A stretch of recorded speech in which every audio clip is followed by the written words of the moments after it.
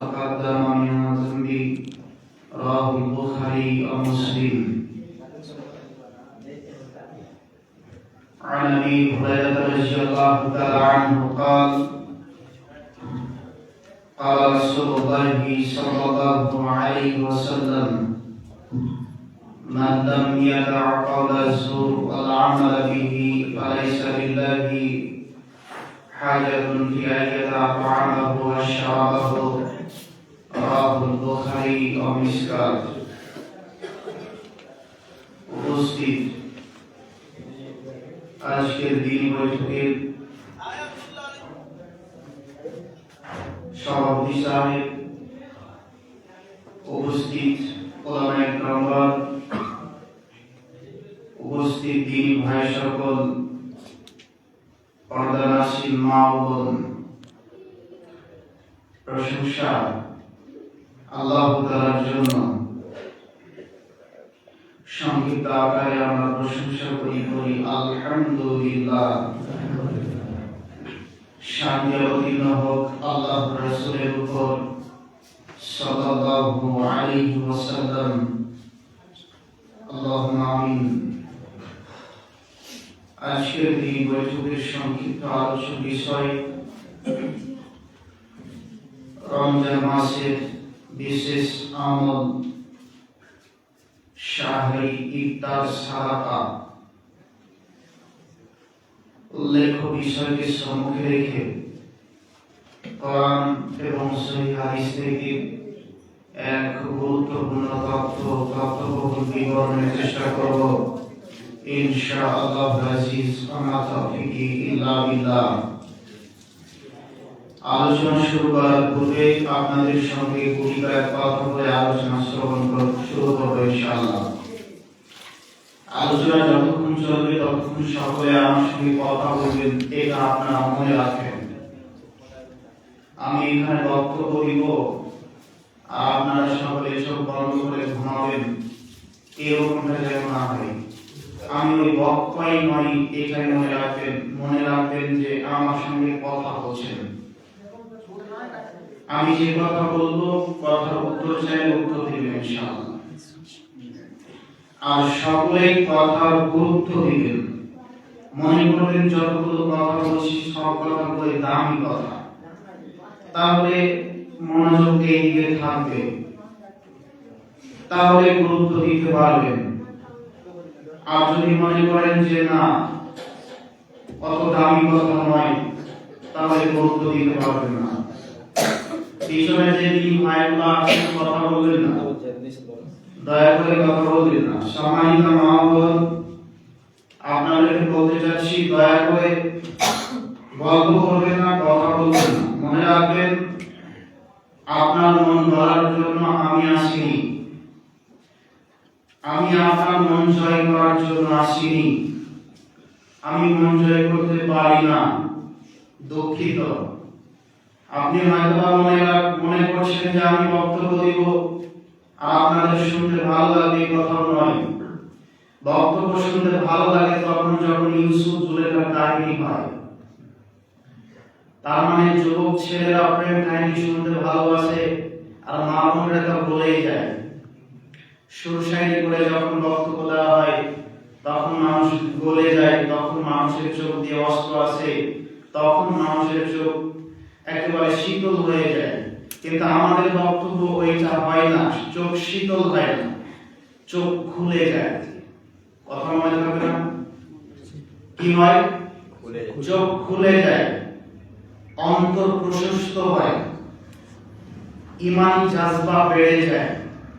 আর যাদের এগুলি সমস্যা রয়েছে, ঈমানের সমস্যা রয়েছে, ঈমান দুর্বল রয়েছে, যারা দিনকে তেমন মানতে চায় না, এদের গা জ্বালা পোড়া করে। এরা বাড়ি গিয়ে সকালবেলা চায়ের দোকানে বসে বলবে, মুর্শিদাবাদ থেকে ইসরাফিল সালাফি এসেছিল, এমন বললো, ওই কি মানা যায়? সকালবেলায় চায়ের দোকানে হবে হয়তো বা, যদিও রমজান মাসে তো চায়ের দোকান খোলা থাকে। মনে রাখা ভালো হবে যে আপনি গীবত থেকে বেঁচে থাকবেন যে কোনো মূল্যে। আপনি যদি কালকে সকালে বলেন যে ইসলামের সালাফি এমন কথা বলে গেল মানা যায় না, এটা আমার বিরোধিতা হলো না, কার বিরোধিতা হলো? কোরআন এবং সহিহ হাদিসের বিরোধিতা হলো, আল্লাহ এবং আল্লাহর রাসূলের বিরোধিতা হলো। আর একটু আপনাকে বলে যাই, যতক্ষণ কথা বলবো কোরআন এবং সহিহ হাদিসের বাইরে নয়। যদি দেখেন কোরআন এবং সহিহ হাদিসের বাইরে কথা বলছি, তাহলে আমাকে নামিয়ে দেবেন, এখান থেকে দ্বিতীয় কথা বলবো না, আমি এখান থেকে চলে যাব, কোনো অসুবিধা নেই। আমি যতক্ষণ কথা বলবো ততক্ষণ আপনাকে চোখ কান খোলা রেখে শুনতে হবে। এই কথাই চূড়ান্ত কেন? আমি কোনো নিজের পক্ষ থেকে কথা বলি না, যা কথা বলি সবই কোরআন এবং সহিহ হাদিসের লিপিবদ্ধ। মোটামুটি ভাবে আমি আপনাদেরকে বোঝাতে সক্ষম হয়েছি যে আমি যে কথা বলবো সেই কথা কি? কোরআন এবং সহিহ হাদিস। কোরআন এবং সহিহ হাদিস শুনতে ভালো লাগে না, এই কথা বললাম। গায়ে জ্বালা পোড়া করবে যদি ঈমান দুর্বল থাকে। আচ্ছা বলেন, গায়ে যদি জ্বালা পোড়া শুরু হয়, থাকবেন না চলে যাবেন? থাকবেন না চলে যাবেন? কেন থাকবেন? কোরআন এবং সহিহ হাদিসের আলোচনা হচ্ছে, তাই থাকতেই হবে। সব কথা আমার বাপের কথা নয় যে আমার পক্ষে আসবে, সব কথা আমার নিজের গড়া নয় যে আমার পক্ষে আসবে। কখনো কোরআন এবং হাদিস আমার বিপক্ষে যাবে, কখনো আমার পক্ষে আসবে। পক্ষে আর বিপক্ষে, তিতা আর মিঠা দুটোই মানবো, এর নাম হলো ঈমান। এর নাম কি? ঈমান। আর যদি মিঠা লাগছে ওটা মানবো, তিতা লাগছে ওটা মানবো না, এর নাম ঈমান নয়। সম্মানিত দিনী ভাই, বলছিলাম রমজান মাসের বিশেষ আমল, উল্লেখ্য বিষয়টি আপনাদের পক্ষ থেকে এসেছে। লম্বা বিষয়, লম্বা সময়ের প্রয়োজন। দুঃখজনক বিষয় হলো রমজান মাস চলছে, এর মধ্যে সময় অতীব স্বল্প। অল্প সময় আমরা আলোচনা করে বিদায় নেব ইনশাআল্লাহ। সম্মানিত মা বোন বলছিলাম, সম্মানিত দিনী ভাই বলছিলাম, রমজান মাসের বিশেষ আমল। রমজান মাস একটি পবিত্র মাস, রমজান মাস একটি বরকতপূর্ণ মাস, রমজান মাস একটি মাগফিরাতের মাস, রমজান মাস একটি রহমতের মাস। রমজান মাস যে ব্যক্তি পেল, এই মানুষ ধন্য আমি মনে করি। যদি ওই মানুষ রমজান মাসকে যথাযথ মূল্যায়ন করতে পারে, যদি কোন মানুষ রমজান মাসকে যথাযথ মূল্যায়ন করতে পারে, তাহলে ওই মানুষের জীবন ধন্য। কেন? রাসূল সাল্লাল্লাহু আলাইহি ওয়াসাল্লামের বাক্য দ্বারা বোঝা যায়, মানুষ বছরে একবার গুনাহ থেকে বেরিয়ে যেতে পারে, যে মাস তার নাম হলো রমজান মাস। মানুষ ইবাদত করে নেকি কামিয়ে নিতে পারে, এমন একটা মাস যার নাম হলো রমজান মাস। এই রমজান মাসকে মানুষ যদি মূল্যায়ন করে, তাহলে তার জীবন পরিবর্তন হয়ে যাবে। মানুষ যদি রমজান মাসকে মূল্যায়ন না করতে পারে, তাহলে তার জীবন পরিবর্তন হবে না। মানুষের সামনে আসলো রমজান মাস, চলে গেল রমজান মাস। কত রমজান মাস আসলো, কত রমজান মাস গেল, জি মানুষের জীবন পরিবর্তন হয় না, মানুষের জীবন পরিবর্তন হয় না। অথচ আল্লাহ বলছেন যে আমি রমজান মাসকে দিলাম মানুষ যেন আল্লাহর ভয় নিয়ে আসতে পারে, মানুষ যেন তাকওয়া অর্জন করতে পারে, মানুষ যেন তাকওয়া অর্জন করতে পারে, এর জন্য আমি রমজান মাস দিলাম। কিন্তু দুঃখজনক বিষয় হলো, মানুষ তাকওয়া অর্জন করলো কয়জন? কত মানুষ দাড়ি কাটলো রমজানের পূর্বে, এখনো দাড়ি কাটে। কত মানুষ রমজানের পূর্বে হারাম খেত, রমজানের পরেও হারাম খায়। কত মানুষ আছে রমজানের পূর্বে সুদ খেত, রমজান পার হয়ে গেল আবার সুদ খাচ্ছে। কত মানুষ আছে ঘুষ খাচ্ছিল, ও রমজান পরে আবার ঘুষ খাচ্ছে। মনে হচ্ছে যেন রমজান মাস এমনি আসলো আর এমনি চলে গেল। ব্যাপারটা কি তাই? ব্যাপারটা কি তাই? রমজান মাস আসলো মানুষকে তাকওয়া দেওয়ার জন্য, তো মানুষ মনে করছে রমজান মাস আসলো, বিদায় নিল, এমনিতে আসলো আর গেল। রমজান মাস এই জন্য তো নয়, রমজান মাস মানুষকে কিছু দিবে, এর জন্য রমজান মাস। তা আপনি এই রমজান মাসে কি নিতে পারলেন বলেন? এই রমজান মাস থেকে কি নিলেন? এই রমজান মাস থেকে আপনি কি পেলেন? আমি যদি আপনার পরীক্ষায় দেখা যাবে আপনার হিসাবে এই রমজান মাস আপনাকে কিছু দিতে পারে। সম্মানিত দিনী ভাই, রমজান মাসের প্রথম আমল হলো সিয়াম। কি? সিয়াম। এটা ফরজ করা হয়েছে। মহান আল্লাহ বলেন, ইয়া আইয়ুহাল্লাযীনা আমানু কুতিবা আলাইকুমুস সিয়াম।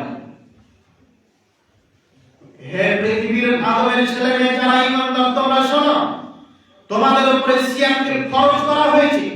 কামা কুতিবা আলাল্লাযীনা মিন ক্বাবলিকুম লাআল্লাকুম তাত্তাকুন। যেমন করে তোমাদের পূর্ববর্তী লোকেদের উপরে ফরজ করা হয়েছিল, তেমনি তোমাদের উপরে ফরজ করা হয়েছে। তোমাদের উপরে ফরজ করা হয়েছে সিয়াম, এটা নয়। পূর্ববর্তী লোকেদের উপরেও সিয়াম ফরজ ছিল, তবে তাদের সিয়াম আমাদের সিয়াম একরকম নয়। তাদের সিয়াম আর আমাদের সিয়াম একরকম নয়। সিয়াম যেহেতু কথা আসলো, সিয়াম মানে কি বোঝেন? সিয়াম মানে কি বোঝেন আপনারা? সিয়াম মানে কি? সিয়াম মানে হলো বিরত থাকা। ভারত, বাংলাদেশ, পাকিস্তানের মাটিতে যেটা বোঝে সিয়াম মানে, সেটা হলো ওই ফজরের পূর্বে সাহারি খেয়ে ইফতার করি, ওই যে মাগরিবের আযান হওয়ার সাথে সাথে খাওয়া থেকে বিরত থাকা, পান করা থেকে বিরত থাকা, স্ত্রী মিলন থেকে বিরত থাকা, এর নাম হলো সিয়াম। আসলে ঘটনা তো সত্য, এর নাম সিয়াম। তবে এটা হলো হালাল জিনিস। সিয়াম অবস্থায় এটাকে ত্যাগ করতে হয়। সিয়াম অবস্থায় হারাম জিনিস ত্যাগ করতে হয়, কিছু হালাল জিনিস ত্যাগ করতে হয়। মহান আল্লাহ তাআলার আদেশ অনুযায়ী হারাম জিনিসে ঈমানদার কোনোদিনই হাত লাগাতে পারে না। কিন্তু এই রমজান মাস মানব জাতিকে শিক্ষা দেওয়ার জন্য এসেছে। ওই যে প্রথমে বললাম, এই রমজান মাস তাকে শেখাতে আসলো হারাম আর হালালের মধ্যে পার্থক্য। মানুষ যদি প্রকৃত সিয়াম থাকতো, তাহলে এই যে তিনটা হালাল কাজ, খাওয়া, পান করা, স্ত্রী মিলন, এই যে হালাল কাজ থেকে বিরত থাকলাম, কেন আমরা সিয়াম আছি? আমরা হারাম কাজ থেকে বিরত থাকবো কেন? আমরা সিয়াম আছি। এইবার আপনাকে বলি, মানুষ খাওয়া পান করা থেকে বিরত থাকে, কিন্তু মানুষ কয়জন আছে যারা সিয়াম অবস্থায় হারাম খাওয়া থেকে বিরত থাকে? কথা বলে, কয়জন মানুষ হারাম খাওয়া থেকে বিরত থাকে? তাদের সিয়ামের কি অবস্থা হবে? তাদের কি অবস্থা হবে আল্লাহু আলাম, আল্লাহ ভালো জানেন। বলছিলাম লাআল্লাকুম তাত্তাকুন, মহান আল্লাহ বলছেন রমজান মাস বা সিয়াম মানুষের তাকওয়া বৃদ্ধি করার জন্য এসেছে। আপনার তাকওয়া কতটুকু বৃদ্ধি হলো আপনাকে আমি জিজ্ঞাসা করতে চাচ্ছি। আপনার তাকওয়া কতটুকু বৃদ্ধি হলো, আল্লাহর ভীতি কতটুকু আপনার জীবনে নিয়ে আসতে পারলেন, আপনি চিন্তা ভাবনা করুন। সিয়াম মানে বিরত থাকা। যদি তাই হয়, সিয়াম মানে যদি হারাম থেকে বিরত থাকাই হয়, তাহলে আমি আপনাকে বলতে চাচ্ছি, যে মানুষ দাড়ি কাটছে এর সিয়াম কোথায়? যে মানুষ মিথ্যা কথা বলছে এর সিয়াম কোথায়? যে মানুষ অন্যায় কাজ করছে এর সিয়াম কোথায়? যে মানুষ মিথ্যা কথা বলছে এর সিয়াম কোথায়? এর সিয়াম কোথায়? যে ছেলেটা বলছে আমি সিয়াম আছি, আবার মোবাইলে ওর গার্লফ্রেন্ডকে হোয়াটসঅ্যাপে চ্যাটও করছে, বলেন এর সিয়াম কোথায়? যে ছেলে বলছে আমি সিয়াম আছি, ওই ছেলে মেসেঞ্জারে ওর কত গার্লফ্রেন্ড আছে, কত নারী আছে কলেজের, তার সাথে কথা বলছে। এটা তো জেনা। সিয়াম অবস্থায় হালাল জিনিস থেকে যদি বিরত থাকা হয়, তাহলে হারাম জিনিস থেকেও বিরত থাকতে হবে। বলেন এর সিয়াম কোথায়? কত যুবক আছে সিয়াম আছে, আবার সকালবেলায় সেলুনে গিয়ে বলছে, ও সেলুন ভাই, দাড়িটা এই মাঠটা একটু পরিষ্কার করে দাও তো। বলেন এর সিয়াম কোথায়? দাড়ি কাটা হলো কাবিরা গুনাহ, দাড়ি কাটাও যায় না, ছাটাও যায় না। তাহলে সিয়াম আছেন, তাহলে আপনার সিয়াম কোথায় বলেন? ওই যুবক বলছে, মাওলানা সাহেব, দাঁতে কি খিলান করা যায় সিয়াম অবস্থায়? তো ওর মুখের দিকে তাকানো, দাড়িটাই নাই। বলেন এখন একে কি ফতোয়া দিবেন? কোন এই মুসলিম জাতির মধ্যে একজন বলে না, মাওলানা সাহেব আমি সিয়াম আছি, দাঁড়িয়ে আছে, আমার সিয়াম কি হবে? এরকম প্রশ্ন আসে না। প্রশ্ন কি আছে যে আমি দাঁতে খিলান করতে পাবো কি? টুথপেস্ট করতে পাবো কি? কেউ বলে না যে দাড়ি কাটাচ্ছি আমার সিয়াম হবে কি হবে না। কোন মহিলা বলে না আমি আজ প্রায় 20 বছর সিয়াম পালন করছি, আমার গায়ে পোশাক অর্ধ পোশাক থাকে, আমার গায়ে ছোট ব্লাউজ থাকে, আমার গায়ে 12 হাত শাড়ি থাকে, ওই শাড়ি পরার পর আমার পেট পিট দেখা যায়। মাওলানা সাহেব বলেন তো আমার সিয়াম হবে? আমি সিয়াম অবস্থায় আছি, আমি হকারের কাছে মাল কিনি, সবজি ক্রয় করি, আমি সিয়াম আছি, আমার সিয়াম থাকা অবস্থায় আমার মুখটাকে হাজারো পুরুষ দেখবে, আমার সিয়াম হবে কি? এ কথা বলে না। মৌলভী সাহেব রমজানে ওই যে আমরা তরকারি চাটতে পারবো কি? এই প্রশ্ন আছে। জরুরি বিষয় প্রশ্ন আসে না, জরুরি বিষয় জানার প্রয়োজন মনে করে না মানুষ। কোনদিন মনে করে না যে রমজান মাসে সুদ খাবো, সুদ খেলে কি সিয়াম হবে? মৌলভী সাহেব বলেন তাই? বলে গো? মুখ খোলেন, বলে? বলে না। বলে কি মৌলভী সাহেব? রমজান মাস তো আসলো, এই মাসে কি কি আমল করবো বলেন তো? প্রশ্ন আসে। বলে আমরা বলি এই আমল করতে হবে। আচ্ছা বলেন এই ছাদটা ঠিকই আছে কিসের জন্য? এই যে পিলার আছে বা পাঁচিল আছে, একে সাপোর্ট দিয়ে রেখেছে, তাই না? তাই তো নাকি?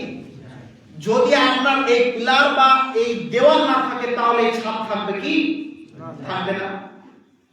আপনি সিয়াম পালন করছেন, বলছেন যে আমি বিরত আছি, তো আপনার পেটে যে সকাল থেকে মাগরিব পর্যন্ত হারাম খাবার গেল, তা আপনার ওই সিয়াম কি টিকলো?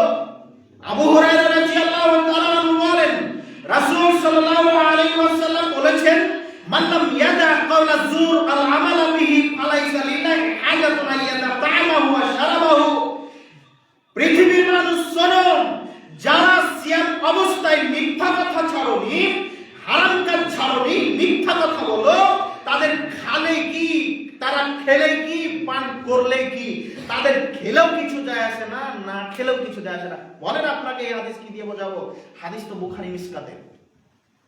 রাসূল সাল্লাল্লাহু আলাইহি ওয়াসাল্লাম বলছেন যে মানুষ সিয়াম অবস্থায় মিথ্যা কথা বলে, ওই মানুষের খেলেও যান না খেলেও তাই। তাহলে আমি কি আপনাকে বোঝাতে পারবো? আমি কি বলতে সক্ষম হব আপনাকে যে আপনার সিয়াম হচ্ছে না? রোজা থাকা খুব সহজ।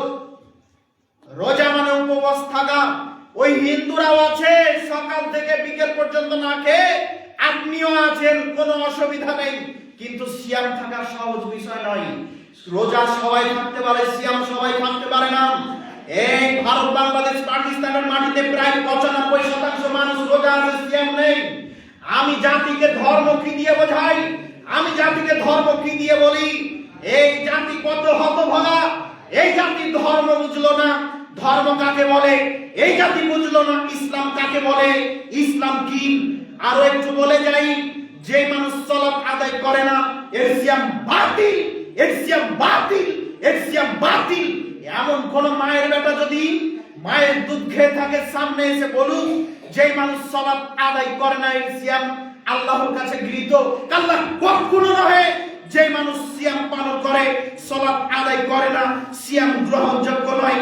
দেখুন আনাস রাদিয়াল্লাহু তাআলা আনহু বলেন রাসূল সাল্লাল্লাহু আলাইহি ওয়াসাল্লাম বলেছেন আউয়ালু মা ইউহাসাবু বিহিল আবদ ইয়াউমাল কিয়ামাতিস সালাহ ফাইন সালাহাত সাইরু আমালি ওয়া ইন ফাসাদা সাইরু আমালি।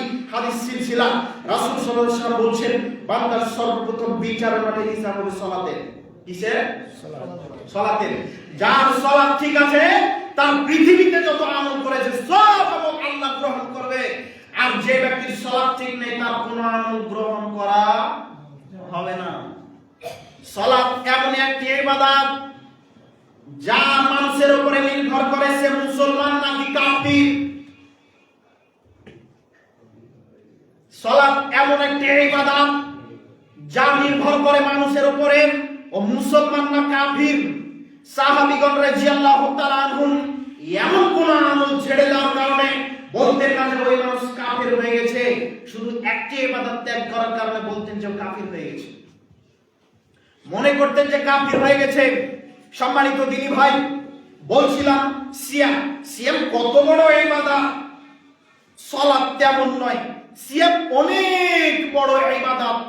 সিয়াম এমন এক ইবাদত যা আমি আপনাকে বলতে পারবো না যে এই সিয়াম আর এই সালাত একই রকম, এই সিয়াম আর এই হজ একই রকম, এই সিয়াম আর দান সাদকা একই রকম।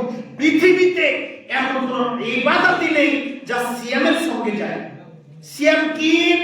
সিয়াম এমন এক ইবাদত যে ইবাদতের প্রতিদান আল্লাহ নিজ হস্তে বান্দাকে দিবেন।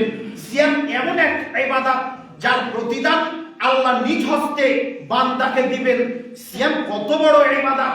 পৃথিবীতে যত আমল আছে সব আমলের বিনিময় ফেরেশতারা দিবেন, সিয়ামের বিনিময় ফেরেশতারা দিবেন না, এর বিনিময় আল্লাহ দিবেন।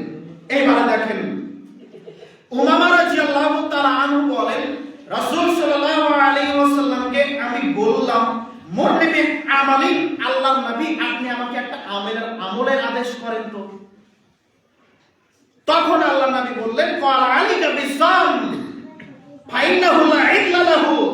শোনো মামা, তুমি সিয়াম পালন করো। সিয়াম সমপর্যায়ের কোনো ইবাদত নেই পৃথিবীতে, সিয়াম সমপর্যায়ের কোনো ইবাদত নেই। অতঃপর আবার বললেন আল্লাহ নবী, মুরনিবি আমালি, আপনি আমাকে একটা আমলের আদেশ করেন, আমি আমল করব। তখন আল্লাহ নবী বললেন, ক্বালা আলাইকা বিসসাম ফাইন্নাহু লা ইল্লা লাহু, তুমি সিয়াম পালন করো, সিয়ামের সমপর্যায়ের কোনো ইবাদত নেই। আবার বললেন আল্লাহ নবী, মুরনিবি আমালি, আপনি একটা আমলের আদেশ করুন, আমলের শিক্ষা দিন, আমি আমল করব। তখন আল্লাহ নবী বললেন, ক্বালা আলাইকা বিসসাম ফাইন্নাহু লা ইল্লা লাহু, তুমি সিয়াম পালন করো। সিয়ামের মতো, এর উদাহরণের মতো পৃথিবীতে কোনো ইবাদত নেই। লোকটি তিনবার বললেন আমলের কথা। আল্লাহ নবীর বাক্য হলো, তুমি সিয়াম পালন করো। কি? সিয়াম পালন করো। আল্লাহ নবী বললেন না যে তুমি দান সদকা করো। আল্লাহ নবী বললেন না তুমি হজ করো। আল্লাহ নবী বললেন তুমি সিয়াম পালন করো। সিয়াম সমপর্যায়ের কোনো ইবাদত নেই, সিয়ামের উদাহরণস্বরূপ কোনো ইবাদত নেই। আমি আপনাকে কি দিয়ে বোঝাই? সম্মানিত উপস্থিতি, হাদিস তো সহিহ, হাদিস তো সহিহ। এখন কি করবেন? রাসূল সাল্লাল্লাহু আলাইহি ওয়াসাল্লাম এই কথা বলে ছাড়েননি। আবু সাঈদ খুদরি রাদিয়াল্লাহু তাআলা বলেন, রাসূল সাল্লাল্লাহু আলাইহি ওয়াসাল্লাম বলেছেন, মান সামা ইয়ামান ফি সাবিলিল্লাহ বা'দাল্লাহু ওয়াজহু আনিল 70 খরিফা, মানুষ যদি একটা সিয়াম আল্লাহকে সন্তুষ্ট করার জন্য পালন করে, তাহলে আল্লাহ ওই বান্দার মুখটাকে জাহান্নামের দিক থেকে 70 বছর দূরত্বে করে দেন, ফিরিয়ে দেন। হাদিস তো বুখারী। বলেন, একটা সিয়াম পালন করলে মানুষের মুখকে জাহান্নাম থেকে ফিরিয়ে দেওয়া হয় 70 বছর দূরত্বে। কত বছরের দূরত্বে? 70 বছরের দূরত্বে। অন্য বর্ণনায় এসেছে যে খান্দাকান কামা বাইনা সামাই ওয়াল আরদ, মানে তার মাঝে আর জাহান্নামের মাঝে আসমান এবং জমিনের পরিধি যতটা, এইরকম একটা পরীক্ষা সৃষ্টি করে দেন, যার পরীক্ষা হলো এতটা। তার মানে বলেন, যে মানুষ সিয়াম পালন করবে ওই মানুষ কি জাহান্নামে যেতে পারে? এরপরেও আপনাকে বলছি, সিয়াম যত দামি ইবাদত হোক, সিয়াম যত বড় ইবাদত হোক, সালাত দিন কবুল হবে না। জি, এই কথা আমরা বোঝাতে সক্ষম হয়েছি। তাই তো দেখেন না, রমজান মাসের যে দিন চাঁদ দেখা গেল, সেই দিন মানুষ হিড়িক পড়ে গেল মসজিদে ঢোকা। তাই তো নাকি? হিড়িক পড়ে গেল, মনে হচ্ছে যেন এরা সবাই আমেরিকা থেকে আসলো, কেউ গ্রামে ছিল না। এইবার দেখেন, ও বেটা বলছে যে মৌলভী সাহেব জোর গলায় বলে গেল, যদি সালাত আদায় না করি তাহলে সিয়াম যে কবুল হবে না, রোজা যে কবুল হবে না, তাই আমি এই রমজানে সিয়ামও পালন করব আর সালাতও আদায় করব আর নামাজও পড়ব। তাই যারা আসলো রমজান মাসে, আর যেই দিন শাওয়াল মাসের চাঁদ দেখা গেল, সেই দিন মসজিদকে tata bye bye good bye বলে চলে গেল।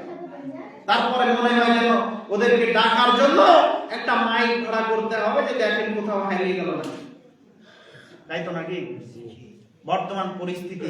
আর এই কয়েকটা শ্রেণীর মানুষ মসজিদে ঢুকবে, ঢুকে শুধুমাত্র ইমাম সাহেবের পিছনে গোতা দেবে। ঠিক।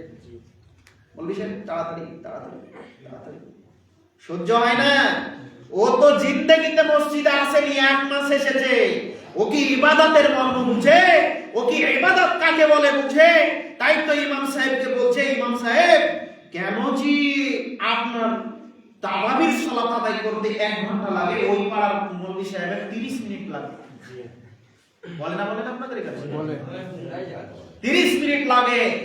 আর ওই শ্রেণীর একজন মানুষ যদি সেক্রেটারি সভাপতির মধ্যে থাকে তাহলে তো খবরই হয়ে যাবে। দেখবে যে কোন মাল তাড়াতাড়ি করতে পারে, যে তাড়াতাড়ি করতে পারে, দাঁড়িয়ে যদি মাঠ পরিষ্কার থাকে ওকে ঢোকা মসজিদে।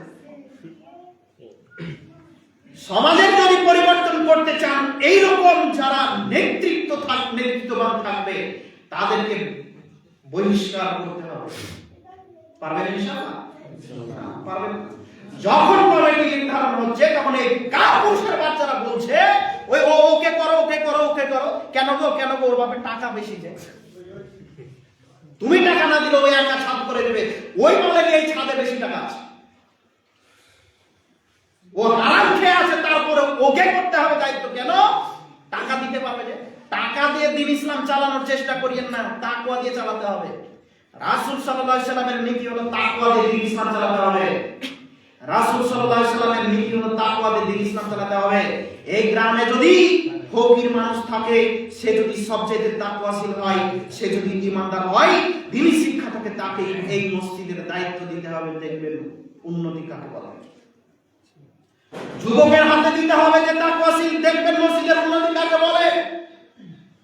আর যতদিন দাড়ি কাটা দাড়ি ছাটা হারাম করে হাতে থাকবে, মসজিদে এসি হতে পারে, মসজিদে টাইলস হতে পারে, মসজিদে কিয়ামত পর্যন্ত মক্তব চালু হবে না। কিয়ামত পর্যন্ত মক্তব চালু হবে না। ও বলবে আমরা মসজিদে কত উন্নতি করেছি দেখো না, ওই যে গোদরেজ কোম্পানির একটা এসি লাগিয়ে দিয়েছি 50-60 হাজার দাম, মার্বেল টালি করে দিয়েছি দেখো না, কয়েক লাখ টাকা লেগেছে। তোমরা কি করতে পেরেছো? শুনুন জনাব, আপনাকে বলে যাচ্ছি, যদিও আমার এটা বিষয় নয়, এই ছেলেগুলোকে যদি মক্তবে কোরআন মাজিদ শিক্ষা দেন, আপনার গ্রামে যদি একটা মসজিদ না থাকে, ও ফাঁকা মাঠে সালাত আদায় করে নেবে। এই কথা আমি বিশ্বাস করতে পারি। যদি এই গ্রামে মক্তব চালু না থাকে, দ্বীন ইসলাম এই ছেলেগুলো শিক্ষা অর্জন না করে, মসজিদ যত দামি হোক, মসজিদে সালাত আদায় করার লোক থাকবে না। একদিন নরেন্দ্র মোদী থাকবে যাবে। কথা ঠিক যাচ্ছে না? সালাত আদায় হবে মসজিদে। এমন কোন মায়ের বেটা আছে মসজিদ দখল করবে? এমন কোন বাপের বেটা আছে মসজিদ দখল করবে? মসজিদ দখল হয়েছে তখন যখন এই মুসলমানের বাচ্চা মসজিদ থেকে বেরিয়ে গেছে। অসম্ভব হতে পারে না। খুব সাবধান এবং সতর্ক থাকুন। বলছিলাম রমজান মাসকে মূল্যায়ন করতে হবে। তার মধ্যে একটা কথা ঢুকে গেল, তারাবির সালাত। তারাবি মানে হলো তাড়াতাড়ি, তাই না? তাড়াতাড়ি যদি না হবে তাহলে 20 রাকাত সালাত 30 মিনিটে কিভাবে শেষ হয়? 20 রাকাত সালাত 30 মিনিটে কিভাবে শেষ হয়ে যায়? ওই যে মোবাইলে দেখছিলাম, ওই আমার সঙ্গে যে থাকে ও দেখাচ্ছিল, বললো যে দেখেন দেখেন দেখেন কি অবস্থা, হুজুর ওইদিকে তারাবি পড়ছে, এ মালেরা পড়তে পড়তে ক্লান্ত হয়ে গেছে। 20 রাকাত তো পড়তে পড়তে পড়তে যখন ক্লান্ত হয়ে গেছে সবাই শুয়ে গেছে পিছনে, কেউ তো দেখে না যুবকগুলো। আর সূরা ফাতিহা তোদের পড়া লাগে না, এমনিতে হবে, ঠাকুরও যেমন ওরাও তেমন। বলে দিয়েছে সূরা ফাতিহা লাগবে না। তখন বলছে যে রুকু আর সাজদা প্রথমে আল্লাহু আকবার বললেই তো হবে, বাকি সময় ঘুমা। যখন আল্লাহু আকবার বলে রুকুতে গেল, দেখলাম যে সবাই ধড়ফড় করে উঠে রুকুতে চলে গেল। তার মানে ধর্ম কোথায় গেল? সালাত কাকে বলে? সালাত কোথায় গেল? সালাত এমন ভাবে আদায় করছে মনে হচ্ছে যে মুরগিতে ঠকা ধান খায় না, হ্যাঁ, ওইরকম সালাত আদায় করে। বিশ্বাস রাখেন সূরা ফাতিহা পড়ে না সঠিকভাবে। বিশ্বাস করেন কোরআন মাজিদ খতম তো বহু দূরের কথা, কোরআন মাজিদের একটা আয়াত সঠিকভাবে পড়ে না। আর যদি কোরআন মাজিদ সঠিকভাবে পড়ে তাহলে তো খতম তো বহু দূরের কথা। অর্ধেক শেষ করুন দেখি, অর্ধেক শেষ করে আমার কাছে আসতে বলেন। পিছনে যদি কোনো মানুষ শিক্ষিত থাকে আর দেখে যে মৌলভী সাহেব ভুল পড়ছে তো আর ধরিয়ে দেয় না, ধরিয়ে দিলে খতম হবে না, ওকে পয়সা দিবে না। কথা বলছেন কি? আর জনগণ মনে করছে যে 20 টাকা ও আগে থেকে হাত পা ছেড়ে দিয়েছে, যখনই 8 রাকাত হয়েছে তখনই বলছে আরো 12 রাকাত আছে, এর নাম ইবাদত। আয়েশা রাদিয়াল্লাহু তাআলা আনহা বলেন রাসূল সাল্লাল্লাহু আলাইহি ওয়াসাল্লাম রমজানের বাইরে 11 রাকাতের বেশি পড়েনি। এটা হাদিস, বুখারী হাদিস। কয় রাকাতের বেশি পড়েনি? 11 রাকাতের বেশি পড়েনি। তবে তারাবির সালাত বা তাহাজ্জুদের সালাত আপনাকে 8 রাকাতই পড়তে হবে এই কথা নয়। আপনি উঠেছেন এমন সময় নেই, 2 রাকাত হয়েছে, 4 রাকাত হয়েছে, হয়ে গেল, সময় আছে। সুন্নাতুল মুহাম্মদ সাল্লাল্লাহু আলাইহি ওয়াসাল্লাম 8 রাকাত পড়েছেন, আমরা পড়ব। আর 3 রাকাত বেতন পড়ছেন, আমরা 3 রাকাত পড়ব। তাতে 8 রাকাত বেতন পড়তে পারে, অসুবিধা নেই। কিন্তু রাসূল সাল্লাল্লাহু আলাইহি ওয়াসাল্লাম 20 রাকাত তারাবি পড়েছেন বলে পৃথিবীতে কোনো হাদিসই নেই, পৃথিবীতে কোনো হাদিস নেই। রাসূল সাল্লাল্লাহু আলাইহি ওয়াসাল্লাম 20 রাকাত তারাবি পড়েননি, সাহাবীগণ পড়েছেন। তবে এইবার আপনারা বলবেন যেহেতু সাহাবী পড়েছেন আমরা পড়বো, সমস্যা কি? আচ্ছা বলেন, যেটা রাসূল সাল্লাল্লাহু আলাইহি ওয়াসাল্লাম থেকে ফায়সালা পেয়েছি সেটা কি ছেড়ে দিয়ে সাহাবীর কথা মানবো না রাসূল সাল্লাল্লাহু আলাইহি ওয়াসাল্লামের কথা মানবো? রাসূল সাল্লাল্লাহু আলাইহি ওয়াসাল্লামের কথা মানবো। আল্লাহর নবী বলছেন যখন তোমরা আমার মধ্যে ফায়সালা দেখতে না পাও তখন সাহাবীদেরকে দেখো, তাই না? তা আমি দেখতে পাচ্ছি আল্লাহর নবী রমজানের বাইরে 8 রাকাতের বেশি পড়েননি, 11 রাকাতের বেশি পড়েননি। তো এই সময় আমি আল্লাহ রাসূলকে ধরবো না সাহাবীদেরকে ধরবো? আল্লাহ রাসূলকে ধরবো, আল্লাহ রাসূলকে ধরবো। রাসূল সাল্লাল্লাহু আলাইহি ওয়াসাল্লাম যা করেছেন আমরা তাই করব। কেন? আমরা আহলুল হাদিস, কোরআনের সহিহ হাদিস অনুসরণ করি। রাসূল সাল্লাল্লাহু আলাইহি ওয়াসাল্লামের দীর্ঘ সালাত ছিল। রাসূলুল্লাহ সাল্লাল্লাহু আলাইহি ওয়াসাল্লাম লম্বা কিরাত করতেন, লম্বা করে রুকু করতেন, লম্বা সাজদা করতেন, তারাবির সালাত আদায় করতেন। আমাদের তারাবির সালাত যেন স্লো না হয়ে যায়, আমাদের তারাবির সালাত যেন স্লো না হয়ে গতিতে না হয়। 5G যে গতি চলছে এই গতি যেন 1G তে নেমে আসে। পারবেন ইমাম সাহেব? চেষ্টা করতে হবে, মানুষকে বোঝাতে হবে এটা হলো রাতের ইবাদত। চেষ্টা করতে হবে রাতে দাঁড়িয়ে দাঁড়িয়ে ইবাদত করা রমজান মাসের।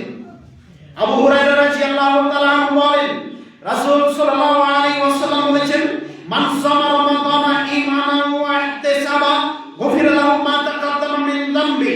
যে ব্যক্তি রমজান মাসের সিয়াম পালন করলো ঈমানের সাথে সওয়াবের আশায়, যে মানুষ মনে করলো আমি রমজান মাসে সিয়াম পালন করছি ঈমানের সাথে সওয়াবের আশায়, আল্লাহ এর সওয়াব দিবেনই বিচারের মাঠে, এই আশায় সিয়াম পালন করছি, এই আশা নিয়ে যে ব্যক্তি সিয়াম পালন করবে গফিরা লাহু মা তাকাদ্দামা মিন যামবি, তার পূর্বের যত গুনাহ আছে সব আল্লাহ মাফ করে দিবেন। পূর্বে যা গুনাহ করেছেন কি করবেন? আল্লাহ সব মাফ করে দিবেন। আমান কামা রমাদানা ঈমানান ওয়া ইহতিসাবা গফিরা লাহু মা তাকাদ্দামা মিন যামবি। যে ব্যক্তি রমজানের রাত্রিতে কিয়ামুল লাইল রাতে দাঁড়িয়ে সালাত আদায় করবে তথা তারাবির সালাত আদায় করছে যারা ঈমানের সাথে সওয়াবের আশায়, এর পূর্বের যা গুনাহ আছে আল্লাহ সব ধুয়ে মুছে পরিষ্কার করে দেবেন, সব মোচন করে দেবেন। সুবহানাল্লাহি ওয়া বিহামদিহি। এত বড় নিয়ামতকে আপনি কিভাবে ছাড়তে পারেন? এত বড় নিয়ামতকে আপনি কিভাবে ছাড়তে পারেন? অজুহাত কেন? সারাদিন সব করলেন তারাবির অজুহাত কেন চলে? জি না, অজুহাত করে লাভ হবে না। চেষ্টা করেন, তবে পড়তে হবে কথা নয়। অনেক মানুষ ফরজ না পড়লে তারাবি পড়বে, এরকম ভাবে চলবে না। ফরজে পড়বে তারাবি পড়বে, তাহলে ঠিক আছে। কথা বোঝাতে পারলাম?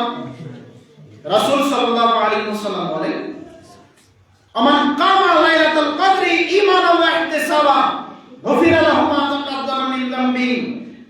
যে ব্যক্তি লাইলাতুল কদরের রাত্রি তালাশ করবে, লাইলাতুল কদরের রাত্রি জাগরণ করবে, ওই মানুষের ঈমানের সাথে করবে, সওয়াবের আশায় করবে, তার পূর্বের যত গুনাহ আছে আল্লাহ সব ধুয়ে মুছে পরিষ্কার করে দেবেন। হাদিস বুখারী মুসলিম।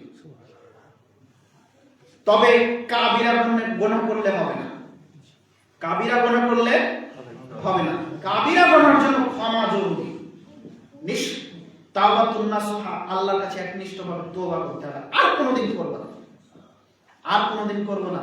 আরো একটু বিপদ আপনাকে বলে যাই, ওই যে গীবাত করলে ক্ষমা হবে না, গীবাত করে যদি তওবা করেন আল্লাহকে বলেন ক্ষমা হবে না। যার গীবাত করেছেন তার হাত ধরে ক্ষমা চাইতে হবে। বলেন ওই যে মুরব্বী সাহেব আছে এর কি হবে, আর মা বোনদের কি হবে? ওরা পড়ে আছে। রমজান মাসে কি এগুলি বন্ধ আছে? যদি বন্ধ থাকে তাহলে ভালো, আর যদি বন্ধ না থাকে তাহলে বিপদ। আল্লাহর সঙ্গে জড়িত পাপ ক্ষমা পাওয়া খুব সহজ, পাপ যত বড়ই হোক। আর মানুষের সঙ্গে জড়িত পাপ ক্ষমা পাওয়া অত সহজ নয়। যার মেরে গেছেন তার হাত ধরে ক্ষমা নিতে হবে। এই শোনেন মুরব্বী সাহেব, আপনাকে বলছি, আপনার ভাইয়ের জমি মেরে খেয়েছেন, যে এখন দাড়ি রেখেছেন, এখন টুপি মাথায় দিয়েছেন, বড় জুব্বা পরেছেন, মসজিদেও আসেন, তাহাজ্জুদও পড়েন, সব করেন, এর পরেও আপনি ক্ষমা পাবেন না যতক্ষণ পর্যন্ত তার জমি ফেরত না দিয়েছেন, তার হাত ধরে ক্ষমা না দিয়েছেন। বলেন এদের কি অবস্থা হবে? যত ধনী ব্যক্তি আছে দেখবেন তাদের প্রায় 50% সব মেরে মেরে খেয়েছে। ভুল নাকি কথা? সব মেরে মেরে খেয়েছে, ওর ভাইয়ের মেরেছে, ওর বোনের মেরেছে, তারপরে হয়েছে, না হলে জনগণের মেরেছে। ওই যে আপনার মেম্বার সাহেবকে দেখেন, 5 কোটি টাকা দেওয়া হলো তো 1 কোটি টাকার রাস্তা করে দিল, বাকি 4 কোটি টাকা ওর কাছে চলে গেল। ও মেম্বার সাহেব, আপনার কি হবে? এই যে সবই জনগণের টাকা। আর এই যে ঘর দিচ্ছে না এখন, আবাস যোজনা দিচ্ছে তো, মেম্বার সাহেব বলছে যে 20,000 টাকা দিলে ঘর পাবা না, আমি পাবা না। ও মেম্বার সাহেব, আপনার বাপের টাকা, টাকা ফেরত দেন, না হলে বিচারের মাঠে আপনি বিপদে পড়ে যাবেন। এটা গরিব মানুষের টাকা, আপনি কেন নেবেন? এই টাকা গরিব মানুষের, বিচারের মাঠে পাই টু পাই হিসাব দিতে হবে। বিচারের মাঠ বড় কঠিন, সেই দিন বাঁচাতে আপনাকে বলছিলাম। রমজান মাসের বিশেষ আমল 1 নম্বর কি পেয়েছেন? সিয়াম ফরজ করতেই হবে। 2, রমজান মাসে সালাতুল লাইল, যেটা রাতের সালাত, তারাবির সালাত আমরা আদায় করব ইনশাআল্লাহ, এটা আমল। 3, ওই হাদিসেরই একটা বাক্য, বিশেষ আমল, লাইলাতুল কাদর তালাশ করতে হবে। লাইলাতুল কাদর তালাশ করতে হবে। আল্লাহ তাআলা আমাদেরকে সঠিক বুঝ দান করুন, আল্লাহুম্মা আমিন। এই রমজান মাস এক মহান মাস। কিভাবে বোঝায়? এই রমজান মাসে আল্লাহ বলছেন যে রমজান মাস যখন আসে তখন আমি অবাধ্য জিন আর শয়তানকে শিকল দিয়ে আবদ্ধ করে দিই, শিকল দিয়ে আবদ্ধ করে দিই। আর একজন আহ্বানকারী আহ্বান করে যে যারা নেকি কামাতে চাও, অগ্রসর হও, যেহেতু সবাই বাংলা বলে শেষ করো, যারা নেকি কামাতে চাও তারা অগ্রসর হও, আর যারা অকল্যাণের অনুসারী তোমরা থামো। তার মানে এটা বরকতপূর্ণ মাস। যদিও আমাদের ভারত, বাংলাদেশ, পাকিস্তানের মাটিতে এই রমজান মাসকে 3 ভাগে বিভক্ত করা হয়েছে, ঘটনা ঠিক নয়। এই পুরো রমজান মাস বরকতপূর্ণ, এই পুরো রমজান মাসই রহমত, এই পুরো রমজান মাসই ক্ষমা। 3 ভাগে বিভক্ত করা ঠিক হয়নি। এই রমজান মাসের দাম অনেক, আমি হয়তো বোঝাতে অক্ষম। হুজুর বোঝাতে গিয়ে বলছে যে অন্য মাসে দান করে 70 গুণ, অন্য মাসে দান করে জানি কি হয়, তার চাইতে 70 গুণ বেশি নাকি হয় রমজান মাসে। জি না মিথ্যা কথা? রমজান মাসে কত নেকি হয় আমি বোঝাতে পারবো না। যদি বলি 1 কোটি, ভুল হবে, শেখ বসে আছে। যদি বলি 2 কোটি, তাহলে ভুল হবে। কত বানাবেন আল্লাহ ভালো জানেন, কত দিবেন আল্লাহ ভালো জানেন, কত দিবেন আল্লাহ ভালো জানেন। আপনি আল্লাহর এত বড় নিয়ামতকে আপনি ওই 70 গুণ দিয়ে ঠেকিয়ে দিয়েছেন। জি না? তওবা করতে হবে, সহিহ হাদিসের উপরে আসতে হবে, আল্লাহ এবং আল্লাহর রাসূল যা বলেছেন সেভাবে বলতে হবে। রমজান মাসের গুরুত্ব, রমজান মাস এমন একটি মাস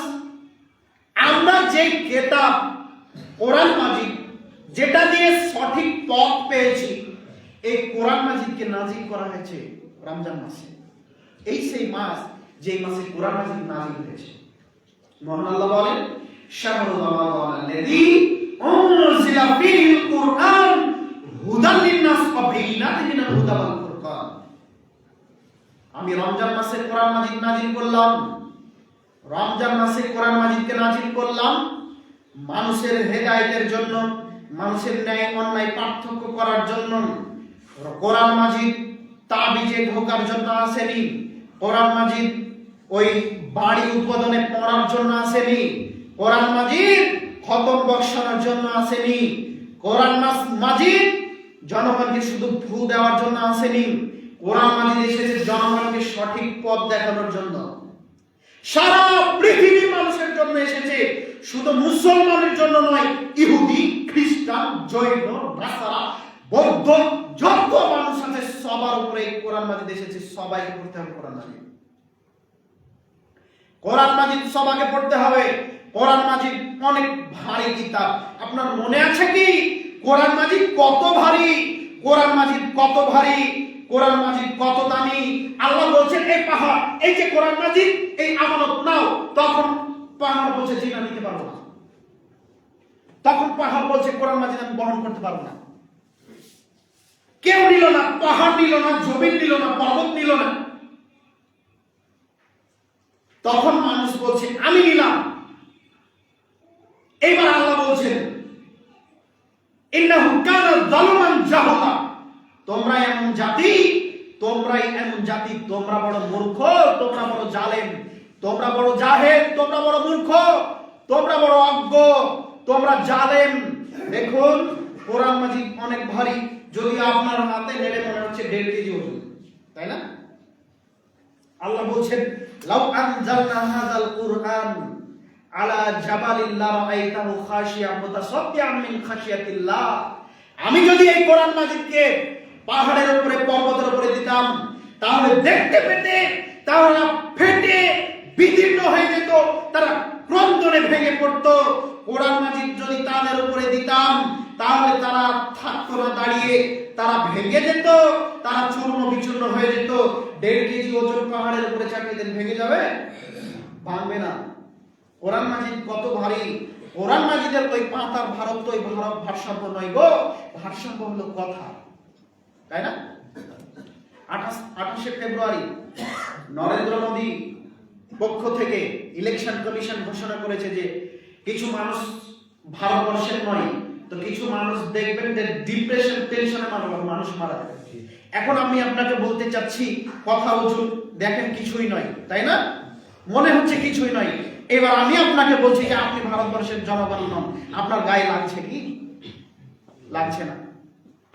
তো এই যে আল্লাহর বাণী, যিনি হাজারো নরেন্দ্র মোদীকে সৃষ্টি করেছেন, তিনি বাণী নাজিল করছেন, তিনি আমানত নাজিল করছেন, মানুষের উপরে বিধান নাজিল করছেন, তাহলে কত ভারী হতে পারে? কত ভারী হতে পারে?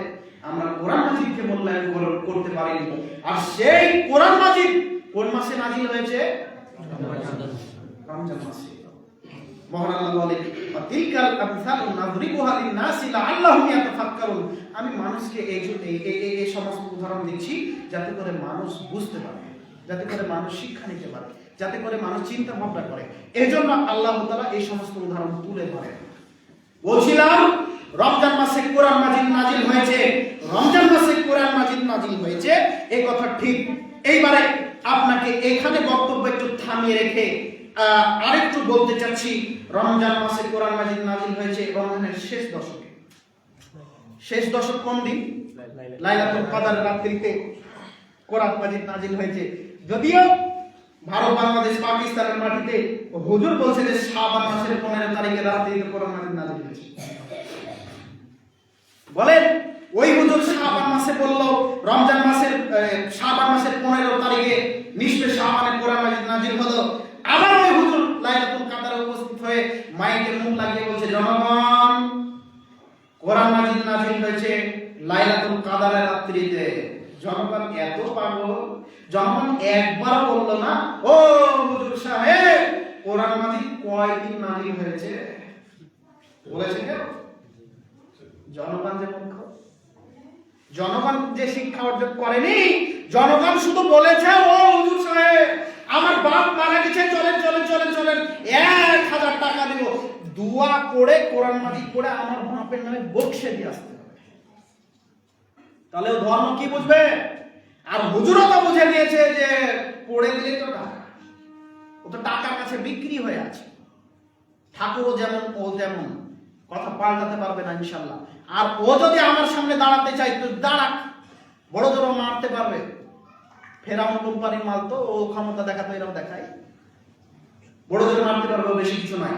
বলছিলাম লাইলাতুল কাদরে কোরআন মাজিদ নাযিল হয়েছে, যার জন্য আয়েশা রাদিয়াল্লাহু তাআলা আনহা বলেন রাসূলুল্লাহ সাল্লাল্লাহু আলাইহি ওয়াসাল্লাম ইদা দাখালা আশরুল আওয়াখির মিন রমাদান, যখন রমজান মাস আসতো শেষ দশক, শব্দ মিজারাহু লুঙ্গিকে টাইট করে নিতেন, ওয়াহিয়া লাইলাহু রাত্রি জাগরণ করতেন, ওয়াইকালা আহলাহু পরিবারকে জাগতে বলতেন।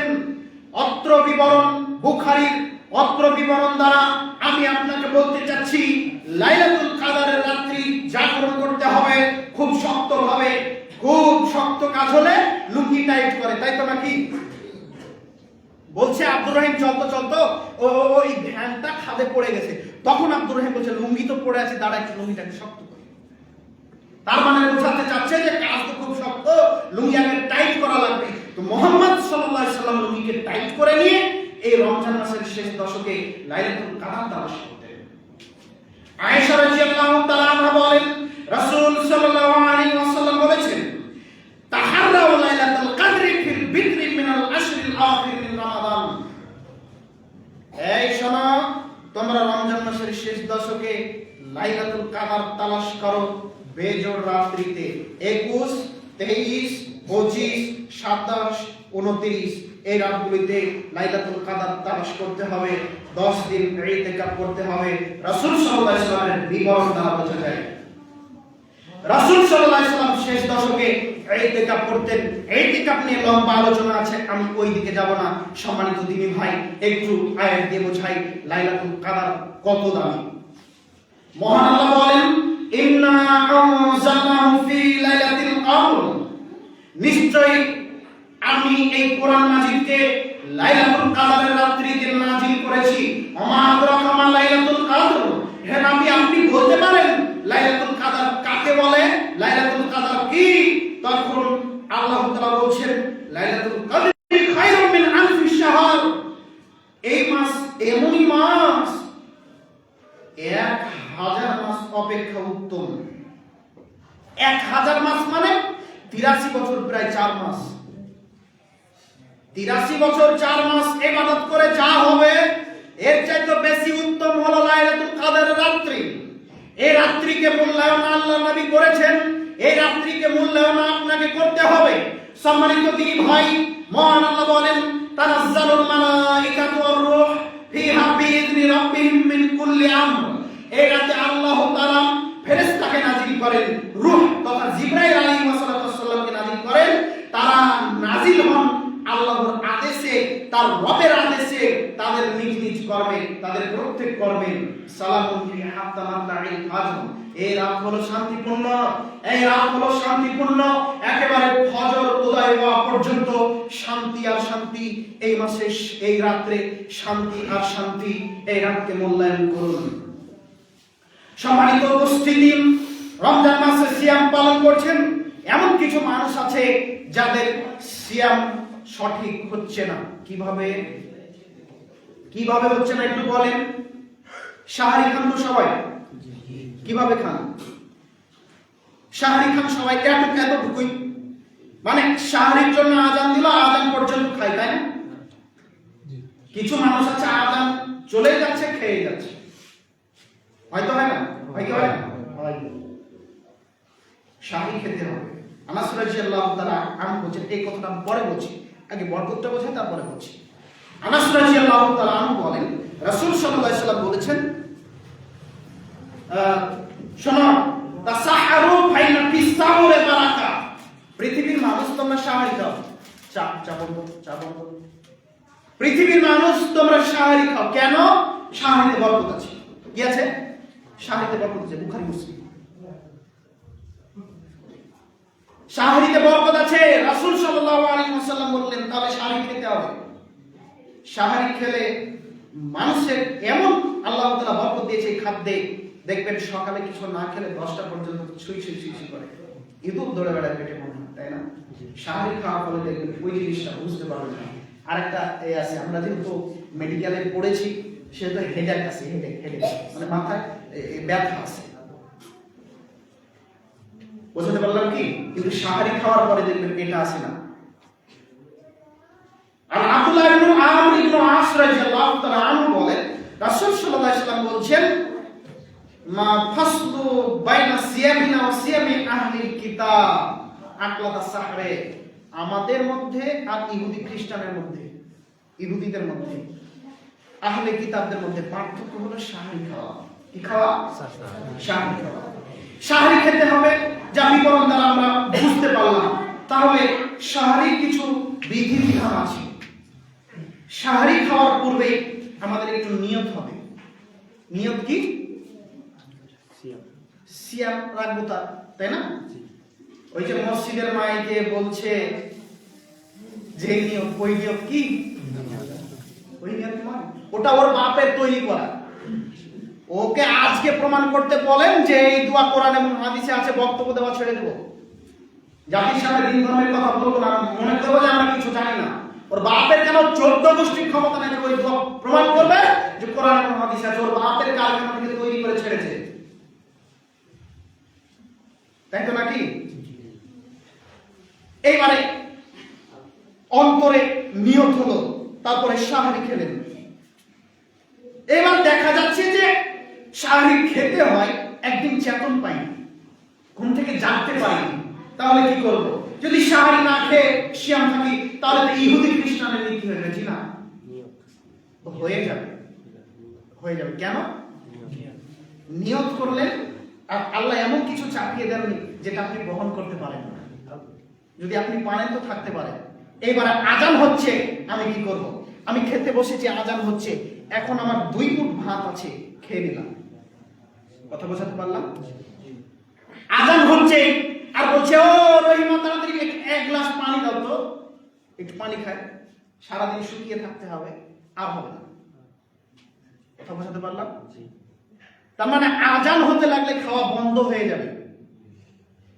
আর এই যে এই দীর্ঘ সময়ে হুজুরদের যে একটা রমনা কীর্তি চলছে, এটা টোটালাই নয়। কেমন ভাবে? সাহারির আজান দিল, তারপরে শুরু হলো ওদের গজল আর কত কি, হয় না? সম্মানিত মাহবুব, আর মাত্র 1 ঘন্টা সময় আছে, আবার শুরু করে দিল। ও জানো সিয়াম কার উপরে ফরজ? সুস্থ ব্যক্তির উপরে। সিয়াম কার উপরে ফরজ?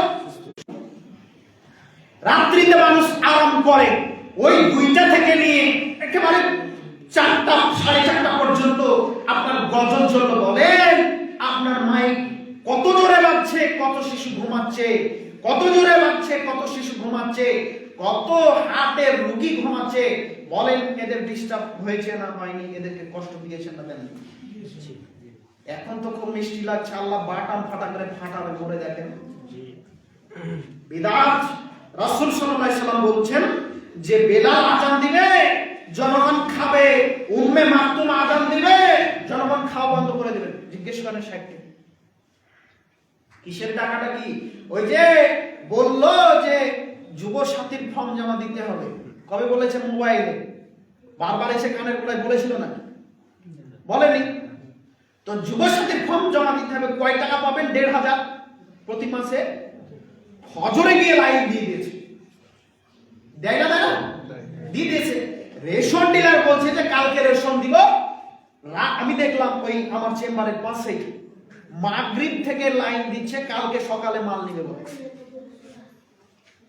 তো আপনি এই রমজান মাসকে মূল্যায়ন করে জান্নাত নিবেন বেটা, আর আপনাকে 14 বার করে ডাকাটা কি লাগে? আপনি কেন রমজান মাসকে মূল্যায়ন করেন না? এটাই বোঝা যাচ্ছে। হুজুর আপনাকে জোর করে করাচ্ছে, জি না। এই যে শাহরির আজান থেকে নিয়ে একেবারে ফজরের আজান পর্যন্ত যত গজল, যত ওদের কাহিনী, যত কিছু আছে, বক্তব্য আছে, সব হারাম, একটাও যায় না আজান ব্যতীত। এবার আসেন ইফতার। ইফতার খুব সাবধান, ইফতারে আপনার সিয়াম বাতিল হয়ে যাবে। ইফতার যদি সঠিক করতে না পারেন, ইফতারে আপনার সিয়াম বাতিল হয়ে যাবে। এমন কিছু মানুষ আছে বলবে যে এই তো সূর্য ডুবলো, এখন যদি ঘড়ি 1 মিনিট ফাস্ট থাকে তাহলে আমার সিয়ামটা হয়তো বাতিল হয়ে যাবে, তাই 1 মিনিট পরে করবো। ও জানাব, আপনারই সিয়াম বাতিল হবে, আপনার সিয়াম বাতিল হবে। কেন কেন বাতিল হবে? আবু সাঈদ খুদরি রাদিয়াল্লাহু তাআলা আনহু বলেন, রাসূল সাল্লাল্লাহু আলাইহি ওয়াসাল্লাম বলেছেন, লা ইয়াজালুন নাস বিখাইরিন মা'আজ্জালুল ফিতর। মানুষ ততদিন কল্যাণে থাকবে যতদিন মানুষ তাড়াতাড়ি ইফতার করবে। হাদিস বুখারী মুসলিম, হাদিস বুখারী মুসলিম। আবু হুরায়রা রাদিয়াল্লাহু তাআলা আনহু বলেন, রাসূল সাল্লাল্লাহু আলাইহি ওয়াসাল্লাম বলেছেন, লা ইয়াজালুদ দিন জাহিরান মা'আজ্জালুন নাসুল ফিতর। দিন ততদিন বিজয়ী থাকবে যতদিন মানুষ তাড়াতাড়ি ইফতার করবে। লিআন্নাল ইয়াহুদা ওয়ান নাসারা ইউআখিরুন, কেননা ইহুদি খ্রিস্টান দেরিতে ইফতার করে। এইবার এখানে অনেক কথা আছে, সংক্ষেপে বলার চেষ্টা করব। 1 সেকেন্ড 2 সেকেন্ড আগে হোক তাতে কিছু যায় আসে না, যদি 1 মিনিট পরে হয় সিয়াম বাতিল। সিয়াম কি বাতিল? তাড়াতাড়ি ইফতার করতে হবে, সময় হলে ইফতার করতে হবে, সময় হলে ইফতার করতে হবে, সূর্য ডুবলে ইফতার করতে হবে। আজানের দিকে তাকিয়ে থাকলে চলবে না। আজানের দিকে কেন তাকিয়ে থাকবেন? যিনি ইমাম সাহেব, ওনাকে আজান দিতে হবে, ওনাকে খেয়ে আজান দিতে হবে, ওনাকে খেতে হয়, খেয়ে আজান দিবেন, খেয়ে আজান দিতে হবে তাকে। অতএব তার আজানের দিকে আপনি তাকিয়ে থাকতে পারেন না। আপনি দেখবেন সূর্য ডুবছে কিনা, সময় হয়েছে কিনা। সময় হয়েছে, সাথে সাথে বিসমিল্লাহ বলে ইফতার হবে। আল্লাহুম্মা লাকা সুমতু ওয়া আলা রিজকিকা আফতারতু। হাদিস যায়ীফ, হাদিস যায়ীফ, হাদিস যায়ীফ। এই হাদিসের একজন রাবী আছে যে রাবী দুর্বল, এই হাদিস গ্রহণযোগ্য নয়। ইফতার হবে শুধু বিসমিল্লাহ, ইফতার হবে শুধু বিসমিল্লাহ। রাসূল সাল্লাল্লাহু আলাইহি ওয়াসাল্লামকে জিজ্ঞাসা করা হলো, আল্লাহ নবী ইফতার করব, ইফতার করার পরে কি বলবো? তখন আল্লাহ নবী বললেন, জাহাবা জাম্মা ওয়া আবদালাতিল উরুক আসাবাতুল আজর, ইনশাআল্লাহ। এই দোয়া পড়তে হবে। এই দোয়া সহিহ আবু দাউদে রয়েছে, সম্ভবত তিরমিজি অথবা আবু দাউদে রয়েছে। সম্মানিত দিনী ভাই, এই দোয়া পড়তে হবে, বাকি অন্য দোয়া অন্য নিয়ে চলবে না। ও হুজুর সাহেব, আপনি আজান দেওয়ার 7 মিনিট আগে থেকে হাত তুলে মোনাজাত শুরু করলেন, হাত তুলে মোনাজাত চলছে, হাত তুলে মোনাজাত প্রায় 5 থেকে 6 মিনিট 7 মিনিট চললো। 7 মিনিট পরে আপনি বললেন ইফতারের টাইম হয়ে গেছে, আপনারা সকলে ইফতার করুন। এই কথা বলা হারাম, এই কথা বলা বিদআত।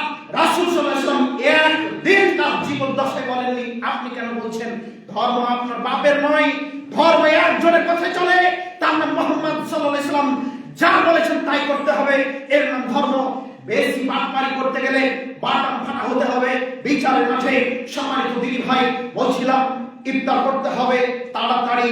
ইহুদি খ্রিস্টান দেরিতে ইফতার করে, তাহলে ওই যে মাযহাবী হুজুর আমাদেরকে বলছে আপনারা কি ইহুদি খ্রিস্টানের দালাল। শুনতে হয় আপনাদেরকে, শুনতে হয়, শুনতে তো সবাইকে হয়। যারা জোরে আমিন বলে, যারা তাড়াতাড়ি ইফতার করে, তাদেরকে দুটো বাক্য শুনতে হয়, তাদেরকে দুটো বাক্য শুনতে হয়। এই গর্ধবের মতো এত চেঁচাস কেন রে? জোরে আমিন বলতে হবে কেন? এইভাবে গাথার মতো চেঁচাস কেন রে? এই কথা বলে, বলে কি বলে না? এমনকি জোরে আমিন বলার কারণে বাংলাদেশের মাটিতে একজন যুবককে হত্যা করা হয়েছে, বড় আফসোস লাগে।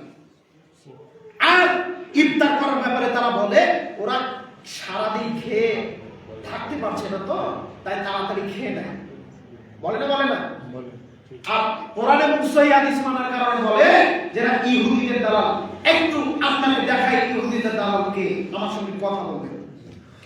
মুহাম্মদ সাল্লাল্লাহু আলাইহি ওয়াসাল্লামের জামানায় জোরে আমিন বললে গায়ে আগুন পড়তো কাদের? জোরে বলতে হবে, কাদের? ইহুদিদের। জোরে আমিন বললে ফাটতো কাদের? ইহুদিদের। জোরে আমিন বললে জ্বলতো যাদের তারা হলো ইহুদি।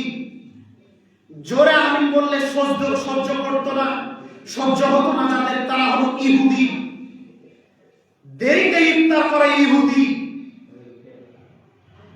দেরিতে ইফতার করা ইহুদি, মুসলমান তাড়াতাড়ি ইফতার করে। এইবার বলি, বর্তমান সময়ে দেরিতে ইফতার করে কারা? জোরে বলতে হবে, কারা? ইহুদিরা, মাঝাবিরা। মাঝাবিরা দেরিতে ইফতার করে, সূর্য ডোবার প্রায় 7 মিনিট পরে করে। আর জোরে আমিন বললে ফাটে কাদের? মাঝাবিদের। জানাব, এইবার আপনাকে বলি, দেখেন তো একটু মিলটা। তৎকালীন ইহুদিদের ফাটতো, এখন আপনারা ফাটে। কে ইহুদিদের দালাল বলেন দেখি, আপনারা বলেন। মাঝাবিরা। মাঝাবিরাই প্রকৃত ইহুদির দালাল। মাঝাবিরা ইহুদিদের দালালি করেন। আহলুল হাদিস ইহুদিদের দালালি করে না। আহলুল হাদিস মুহাম্মদ সাল্লাল্লাহু আলাইহি ওয়াসাল্লামের দালালি করে। জান যায় যাক, জীবন যায় যাক, তাতে কিছু যায় আসে না। বুকে হাত বেঁধে মুহাম্মদ সাল্লাল্লাহু আলাইহি ওয়াসাল্লাম, আমিও বাঁচবো, মরলেও বাঁচবো, মারলেও বাঁচবো।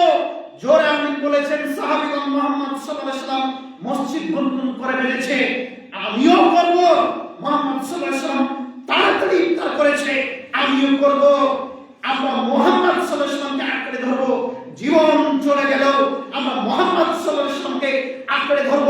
আমাদের জীবন চলে গেলেও আমরা মুহাম্মদ সাল্লাল্লাহু আলাইহি ওয়াসাল্লামের বাণী ছাড়তে রাজি নই। আমরা কখনো ছাড়ব না। এই ভাই, আপনাদেরকে বলছি, যে কোনো প্রান্তে থাকেন, আল্লাহ রাসূলের সুন্নাতকে কুরবানি করবেন না, ইনশাআল্লাহ। ইনশাআল্লাহ। যদি কেউ বলে রফায়েল আদায় না করলে সালাত কি হবে না? আচ্ছা, করলে কি অসুবিধা? কথা ঠিক না? হবে না তো ওটা ছেড়ে দিলাম, করলে কি সমস্যা? তাই বলে রফায়েল আদায় ছাড়া যাবে না, করলে নেকি আছে। মুহাম্মদ সাল্লাল্লাহু আলাইহি ওয়াসাল্লাম করেছেন, আমরাও করব, হবে না ইনশাআল্লাহ। যে কোনো প্রান্তে দেখাতে হবে আমরা আহলুল হাদিস। সম্মানিত দিনী ভাই, সবাই অতি কম আর একটু বলে আলোচনা ছেড়ে দেব ইনশাআল্লাহ। রমজান মাসের শেষে একটা বিধান আছে, সেটা হলো যাকাত আল ফিতর। আছে না? নেই? আছে। সাধারণ যাকাত মানুষের উপরে ফরজ শুধুমাত্র ধনীদের উপরে, আর যাকাত আল ফিতর এটা সবার উপরে ফরজ, ধনী গরিব ফকির মিসকিন সবার। যাকাত আল ফিতর নিয়ে মানুষ অবগত আছে, আমি বেশি অল্প একটু বলবো, বলে আলোচনা শেষ করবো, যেহেতু অনেক হয়ে গেছে, আবার সারিতে উঠতে হবে। যাকাত আল ফিতর আমরা কি দিব? মূলত এটা নিয়ে মারামারি হয় না? এখন ট্রেন আর কিছুদিন পরে, 5-7 দিন পরে ট্রেন চলে আসবে, ফেসবুক খুললে এটা পাবে। যাকাত আল ফিতর টাকা দিব নাকি খাদ্যদ্রব্য দিব, এইটা বিষয়। দেখেন, রাসূলুল্লাহ সাল্লাল্লাহু আলাইহি ওয়াসাল্লামের জামানায় কি টাকা ছিল না? ছিল না? ছিল। কি দিয়েছেন বলেন, আপনারা বলেন, কি দিয়েছেন? খাদ্যদ্রব্য। সাহাবীগণ রাদিয়াল্লাহু তাআলা আনহুদের বাক্য দ্বারা বোঝা যায় যে তিনারা বলছেন যে আমাদের জামানায় টাকা পয়সা ছিল, আমরা তারপরেও খাদ্যদ্রব্য দিয়েছি। তাহলে রাসূলুল্লাহ সাল্লাল্লাহু আলাইহি ওয়াসাল্লামের সুন্নাত কি? খাদ্যদ্রব্য দেওয়া। আমরা খাদ্যদ্রব্যই দিব। কি দিব? খাদ্যদ্রব্যই দিব। এখন বলবে অনেক মানুষ যে খাদ্যদ্রব্য দিবে, আসলে যুক্তিগুলো অবাক করা, তাই না? রাসূলুল্লাহ সাল্লাল্লাহু আলাইহি ওয়াসাল্লামের জামানায় খেজুর দেওয়া হতো, কিশমিশ দেওয়া হতো, জাবিব কিশমিশ দেওয়া হতো, তারপরে পনির দেওয়া হতো। তো বলছে যে যদি রাসূল সাল্লাল্লাহু আলাইহি ওয়াসাল্লামকে মানতে হয়, পরিবর্তন না করা যায়, তাহলে তাই তোমাদেরকে দিতে হবে। আচ্ছা বলেন, আমরা কি কিশমিশ খেজুর খেয়ে বেঁচে থাকি? প্রধান খাদ্য কি? ভাত। আর মুহাম্মদ সাল্লাল্লাহু আলাইহি ওয়াসাল্লামের জামানায় সৌদি আরবের মাটিতে মানুষের প্রধান খাদ্য খাবারগুলি কি ছিল? খেজুর, কিশমিশ, জব, এগুলি ছিল না? গম ছিল। এগুলিকে তিনারা আদায় করেছেন। তা আমাদের সময় যেটা খাদ্যদ্রব্য আছে সেটা দিয়ে আমরা আদায় করব। কথা বুঝতে পারলাম? তোরা বলছে যে টাকা দিলে ফিতরা হয়ে যাবে, দলিল লাগবে আমল করতে গেলে। আর যাকাতুল ফিতর হলো আমাল। এই আমাল আমি দলিলবিহীন করতে পারি না। রাসূলুল্লাহ সাল্লাল্লাহু আলাইহি ওয়াসাল্লাম যেভাবে করেছেন সেভাবে করতে হবে। কিছু হুজুর আছে অসাধু, যারা মনে করছেন যে টাকা দিয়ে ফিতরাটা যদি চালু থাকে তাহলে আমাদের চেক কাটতে খুব সুবিধা, আর যদি চাল গম হয় তাহলে গাড়িতে বেঁধে নিয়ে যেতে মাদ্রাসায় খুব কষ্ট হয়। এরকম বলেছে যখন দলিল না দিতে পেরেছে। আমাদেরকে অবশ্যই আজ থেকে 3-4 বছর আগে অনেক মারবো ধরবো, আমাকে বীরভূমের ঘরে বন্দি করেছিল, মানে বুঝিয়ে দিতে হবে কথা, বাংলাদেশে বসেছিলাম আলহামদুলিল্লাহ, ওরা 5-7 জন বসেছিল, আমি একজন। তো সেই দিন হলো না, তারপর একটা ডেট করলাম, এখন পর্যন্ত ডেট নিতে রাজি হয়নি। তো সম্মানিত দিনী ভাই, আগে ধরপাকড় যা হয়েছে, আজকে কিন্তু অত সোজা নয়।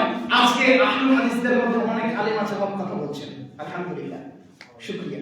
তো এখন বিষয় হলো রাসূলুল্লাহ সাল্লাল্লাহু আলাইহি ওয়াসাল্লাম যেভাবে করেছেন, যেভাবে বলেছেন সেভাবে আমরা চলবো ইনশাআল্লাহ। হোক বা না হচ্ছে না পরের কথা, রাসূল সাল্লাল্লাহু আলাইহি ওয়াসাল্লাম যা করেছেন আমরা তাই করব।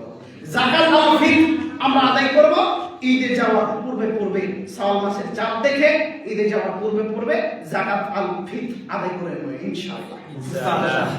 সকলে আদায় করে নিব, ফকির মিসকিনকে ওর মাঝে বন্টন করে দেব ইনশাআল্লাহ। তবে একদিন 2 দিন আগে জমা করা যায়, করতে পারেন, অসুবিধা নাই। মাদ্রাসায় দিবেন, যেহেতু ওটাও একটা জায়গা যেখানে ইয়াতিম ছেলেগুলো পড়ছে, বা ওখানে অনেক অভাবী ছেলেগুলো আছে, গরিব মানুষগুলো আছে, দিতে হবে। ওটা ওইভাবে চলছে, দিতে হবে।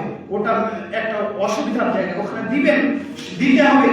আপনারা দিবেন, কোনো সমস্যা নেই, খাদ্যদ্রব্য দিবেন। সম্মানিত দিনী ভাই, এইভাবে যাকাতুল ফিতর আদায় করতে হবে। যে ব্যক্তি যাকাতুল ফিতর ঈদের পূর্বে দিবে, ঈদের যাকাতুল ফিতর গ্রহণযোগ্য হবে, আর ঈদের পরে দিলে আর গ্রহণ করা হবে না, সাধারণ দান সরকার হয়ে যাবে। আর এই মাসে সকলে যাকাত বের করে নেবেন, কথা বুঝতে পারলাম? যাকাত বের করে নেবেন। আর আজকে এই বৈঠকে তওবা করবেন, আর কোনোদিন ইনশাআল্লাহ হারাম খাবো না ইনশাআল্লাহ, আর কোনোদিন দাড়ি কাটবো ইনশাআল্লাহ, এটা ভারী হবে। আর কোনোদিন দাড়ি কাটবো, এটা একটু ভারী পড়ছে। তারপর আমি বলছি যে কেন আপনি মুসলমান, আপনাকে মানতে হবে। আসল সৌন্দর্য দাড়ি, পুরুষের আসল সৌন্দর্য দাড়ি। আর একটু বলি, ওই রাস্তা দিয়ে হেঁটে চলে যাচ্ছি, যে মানুষের মাথায় ওড়না নেই তখন ও মাথায় ওড়না হাঁটছে আর হাতে কাপড় দিচ্ছে, তার মানে আমি দাড়িওয়ালা মাল যাচ্ছি। আর আপনি যান, আপনাকে ঘুরে করে দেবে। এটা নিয়ামত। যারা আল্লাহর রাস্তায় থাকবে তাদেরকে আল্লাহ হেফাজত করবেন ইনশাআল্লাহ। আমরা পাপ থেকে বেঁচে থাকি। আমরা রাস্তা দিয়ে যখন হেঁটে যাই তখন মহিলারা এমনি সরে দেয়, আর আপনি যান দেখি, দাড়ি নাই, যান, মাথায় কাপড়ে দিবেন, আপনাকে মানুষই মনে করে না। আর যারা দাঁড়িয়ে আছে তখন ওদেরকে মানুষ মনে করে। এই কথা ভুল বলছি না? কেউ গেল, সবাই গেল, আমারই দেখা, সবাই গেল, মেয়েরা কাপড় মাথায় দিল না। আমি আমার গ্রামে যখন ঢুকি তখন মেয়েরা মাথায় কাপড় দেওয়া, এটা তো দেই। আরো একটা বিষয় হলো, রাস্তাতে থাকলে দৌড়ে বাড়ি চলে যায়। হ্যাঁ, কাজে আপনি এত বড় নিয়ামতকে কেন বঞ্চিত করে রেখেছেন? আপনি পাপ থেকে বাঁচতে চান না? আরো একটা বিষয় বলি, দাড়ি থাকলে নেককার স্ত্রী মিলবে ইনশাআল্লাহ। আর দাড়ি না থাকলে নেককার স্ত্রী সম্ভব নয়। যারা বদকার মহিলা, ওরা দাড়ি রাখা ছেলেকে বিবাহ করে না। আর যারা নেককার মহিলা, ওরা দাড়ি রাখা ছেলেকে বিবাহ করে। কথা বুঝতে পারলাম? অনেকে মনে করে দাড়ি রাখলে বিবাহ হবে না, ভুল বোঝাবুঝি হয়েছে। ভালো মেয়ে পেতে হলে দাড়ি রাখতে হবে, আর খারাপ মেয়ে পেতে হলে দাড়ি কাটতে হবে। অতএব দাড়ি রাখবেন ইনশাআল্লাহ, ইনশাআল্লাহ। সম্মানিত ভাই, সিয়াম পালন করছেন, খুব ভালো কথা। সিয়াম পালন করছেন। রমজান মাসে আমরা জানি যে শয়তান বাধা আছে, তাই না? রমজানের পূর্বে স্বামীর মুখের উপরে কথা বলছে, এখনো বলছে, তাই না? মাঝে মাঝে মনে হয় যে শয়তান বাধা আছে না ছাড়া আছে গো। তার মানে আপনার কথা বলার সুযোগই নেই। এই যে সাকিব আসছে না, যদি বলেন এই যে কাপড় নিয়ে এসে দিলাম, এটাই পরো, তুমি কাপড় ছিল আমাকে নিয়ে চলো। একটা মজার ছলে ওদেরকে শিখিয়ে দিচ্ছি, মনে কিছু নেই। কাপড় আমি চিনি, আপনি চিনেন না। বর্তমান সময়ে স্বামীর শুকরিয়া আদায়কারী না হলো না। বৃদ্ধা চাচা একটা কাপড় নিয়ে এসে দিয়েছে মোটা কমা, ওটাই ওই বুড়ি মানুষ নিয়ে বলছে আলহামদুলিল্লাহ। যুবক, তুমি বিবাহ করেছো, বলে আপনি বিবাহ করেছেন, আপনার স্ত্রীর হাতে একটা কাপড় তুলে দিলেন, ও আলহামদুলিল্লাহ বলে গ্রহণ করবে, এমন স্ত্রীর অভাব আছে কি নেই? এবার আপনাকে বলি, একটা কাপড় কিনে দিলেন, স্ত্রী বলল আলহামদুলিল্লাহ, দেখেন তো কত শান্তি লাগে। আর কাপড় দিয়ে একটু নাড়াচাড়া করে বলছে কি যে কাপড় এসে কথা চলবে, বলেন এবার শান্তি লাগছে? এবার মনে হচ্ছে না তোকে কিছুই দিব না, দাও দাও করে আগুন জ্বলছে শরীরে। সম্মানিত মা বোন, স্বামীর মুখের উপরে কথা বলবে, আপনারা হয়তো জানেন না, স্বামীর মুখের উপরে কথা বললে স্বামীর ভালোবাসা কমতে থাকে, বাড়ে না। যত নরম স্বভাবের হবে স্বামীর ভালোবাসা তত বেশি পাবে। রাসূল সাল্লাল্লাহু আলাইহি ওয়াসাল্লামের বাক্য দ্বারা বোঝা যায় যে স্বামীর এটা করতে হবে, স্বামীকে মেনে চলতে হবে।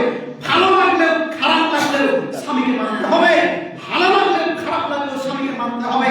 পাঁচ ওয়াক্তের সালাত আদায় করতে হবে, রমজান মাসের সিয়াম পালন করতে হবে, আর পর্দার বিধান মেনে চলতে হবে।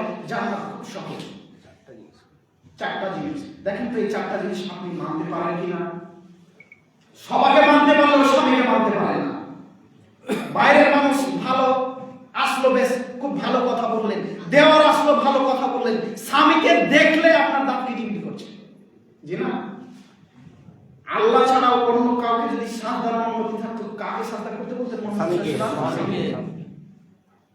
তার মানে বোঝা যাচ্ছে বিবরণ যে স্বামী পৃথিবীতে সবচেয়ে ভালো ব্যবহারের হকদার বেশি। তো বর্তমান সময়ে সবচেয়ে খারাপ ব্যবহারের হকদার তিনি হলেন স্বামী, তাই না?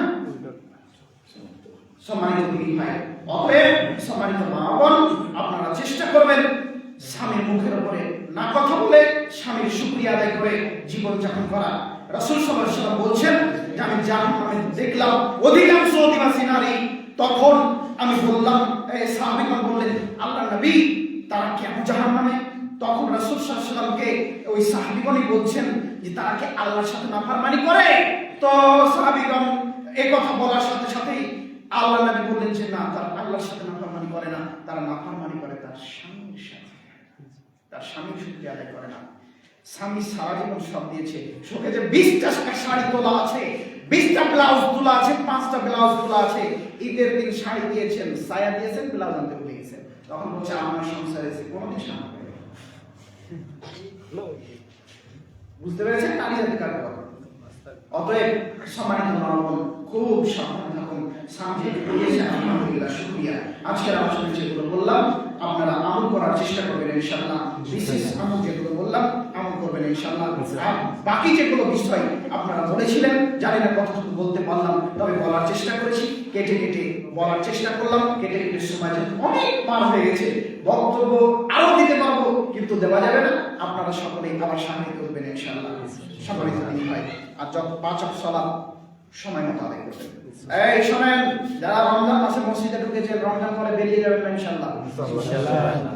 তওবা করেন, আর মুসলমান তওবা করে ফিরে আসেন। ভুল বুঝেন না, আপনাকে আমি খুব বেশি ভালোবাসি, আপনি আমার দিনী ভাই। সম্মানিত দিনী ভাই, এখান থেকে আলোচনা শেষ করলাম। সম্মানিত মা বোন, এখান থেকে আলোচনা শেষ করলাম। আল্লাহ তাআলা আপনাদের সকলকে সুস্থ রাখুন, ভালো রাখুন। আল্লাহ আমিন। আল্লাহ তুমি বড় দয়াবান, তুমি বড় ক্ষমাবান। এই রমজান মাসে আমাদেরকে যথাযথ মূল্যায়ন করার তৌফিক দান করো, আল্লাহ আমিন। আল্লাহ তুমি আমাদের সকলকে মাফ করে দাও, আল্লাহ আমিন। আল্লাহ তুমি আমাদের সকলের পিতা মাতাকে তুমি মাফ করে দাও, আল্লাহ আমিন। তুমি তাদেরকে উত্তম জাযায়ে খায়র দান করো, আল্লাহ আমিন। এই কথা বলে আজকে আলোচনা শেষ করলাম। ওয়া আলাইনা ইল্লাল বালাগ। আসসালামু আলাইকুম ওয়া রাহমাতুল্লাহি ওয়া বারাকাতুহু। আসসালাম। আসেন